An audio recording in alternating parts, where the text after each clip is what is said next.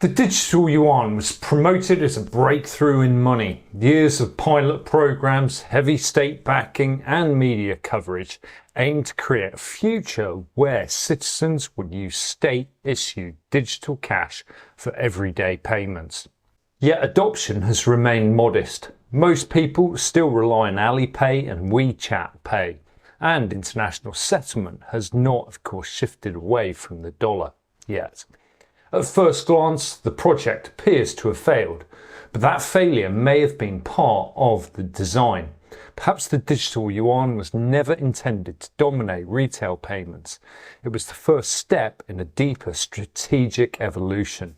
Chinese authorities seemed to push the digital yuan aggressively. Banks integrated it into apps, local governments distributed subsidies, and companies were encouraged to accept it. Still, everyday usage stalled.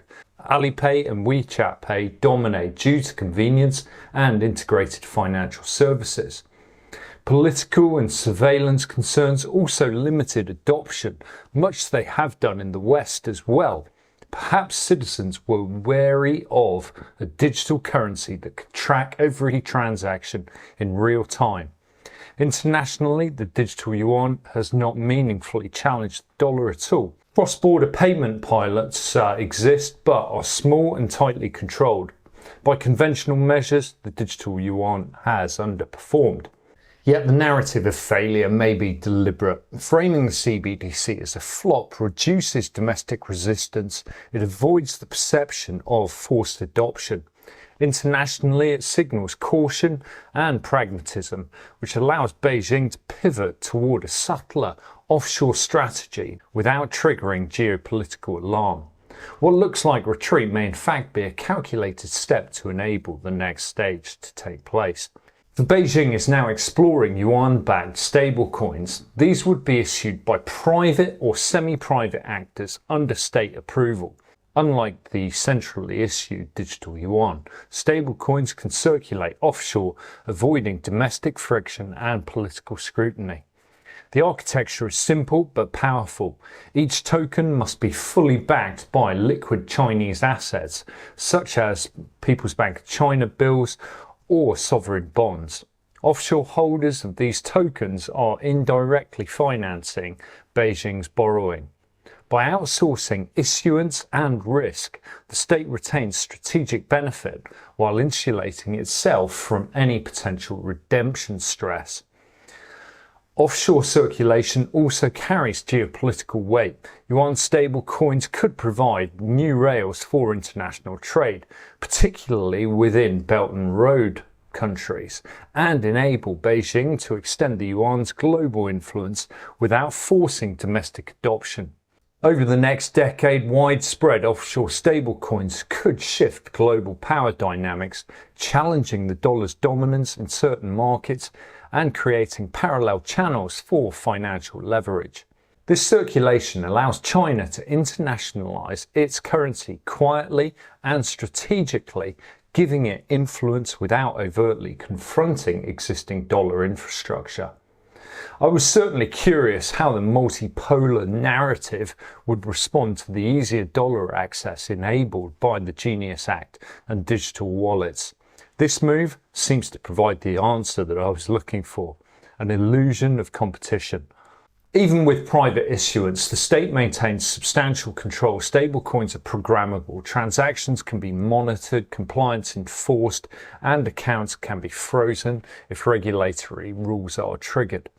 Users may hold tokens that feel like cash, but have embedded rules which mean autonomy is actually limited. This mirrors the concerns around CBDCs. So while this technology differs, state versus private ledger, the effect actually remains similar. Transactions can be tracked, regulatory conditions enforced automatically, and data collected at scale. So programmable money allows governments to enforce policy, tax compliance, and even geopolitical restrictions directly within their monetary system. But we must be aware that, as with the US, the narrative that the digital yuan has failed plays a strategic role. Domestically, it reduces that resistance from citizens who are accustomed to private payment platforms. Internationally, it signals restraint, making the pivot to stablecoins appear less threatening. This framing also allows Beijing to claim it's fostering innovation while still embedding control and strategic advantage within the financial system, much as the US has also claimed. So in the United States, the Genius Act served a similar function. By banning a Fed-issued retail CBDC, the law appeases political opposition and public concern over surveillance. Yet it allows private issuance of digital dollars backed by treasuries. Citizens receive tokens that feel like cash. Issuers capture yields, as we discussed in detail here in this video. But crucially, the Federal Reserve remains insulated from risk. For the headline reads CBDC blocked, but the architecture allows similar programmable functions through private intermediaries. So for China, by outsourcing issuance to private actors, it avoids the same political friction, keeps oversight through regulation, and ensures strategic goals are met. So what looks like retreat is a mutation designed to make adoption and international circulation politically palatable. Both countries are converging on a similar architecture. In the US, the Genius Act defines reserve requirements, eligible issuers, and compliance obligations for digital dollars. Redemptions are guaranteed through issuer reserves, not the Federal Reserve. Yield flows to private actors while the central bank avoids fragility. China mirrors this with Yuan stablecoins. Offshore circulation backed by sovereign debt shifts redemption and liquidity risk to private issuers and token holders. The rhetoric, however, differs. The US emphasizes limiting government control and preserving citizen privacy. China frames the pivot as innovation and global strategy, or in substance, both models rely on private issuance to support state financing, embed control and export fragility, while ensuring the state captures strategic and financial benefits. In this table, I've compared China and the United States in their likely approaches to stablecoin money. China has shifted from its limited digital yuan toward offshore yuan stablecoins, and the US lends on private dollar stablecoins under regulatory oversight.